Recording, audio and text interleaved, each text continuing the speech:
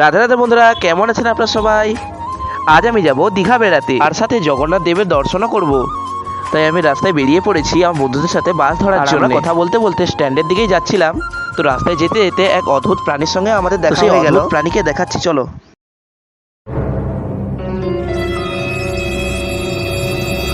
अच्छा लगता है? कौन सब्जेक्ट अच्छा लगता है? ভাই দেবে, ও কিন্তু সেলিব্রিটি থেকে কম কিছু ছিল না।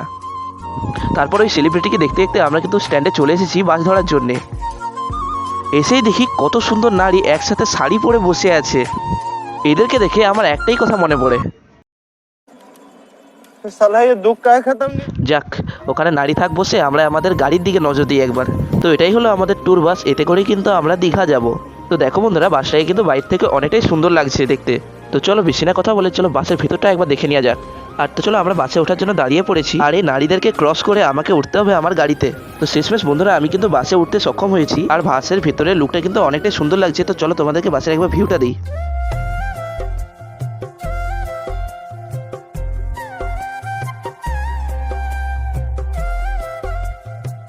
আর এখানে আমি আমার সিট পেয়ে গেছি, আর সিটে বসতে বসতে আমি কিন্তু যাচ্ছি এখন দীঘা যেতে যেতে। বন্ধুরা বাসটা কিন্তু দাঁড়িয়েছে এক চটিতে, আর বন্ধুরা আমি কিন্তু চটিতে নেমে এদিক ওদিক জায়গাটা একটু ঘুরে দেখতে লাগলাম। আর চটি থেকে বন্ধুরা উঠতে না উঠতে এরা না গাড়িতে নাচা আরম্ভ করে দিয়েছে।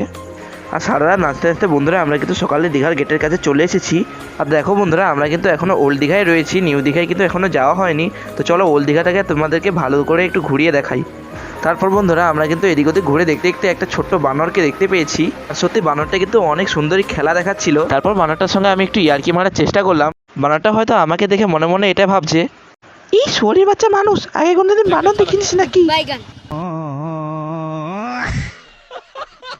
তারপর রাস্তায় যেতে আমরা জগন্নাথ দেবের মন্দিরটাকে বাইরে থেকে একটু দেখে নিলাম। বন্ধুরা আমি কিন্তু বাস থেকে নেমে আমার চারিদিকে প্রাকৃতিক দৃশ্যগুলো একটু দেখে নিলাম। আর বাইরে দেবে বন্ধুরা আমরা কিন্তু এখন নিউ দীঘায় চলে এসেছি।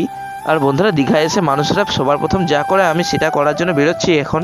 তাই বলে এটা নয়, এইটা দীঘা। সত্যি কথা বলতে বন্ধুরা দীঘায় এসে আমার মনটা অনেকটাই ভালো হয়ে গেছে।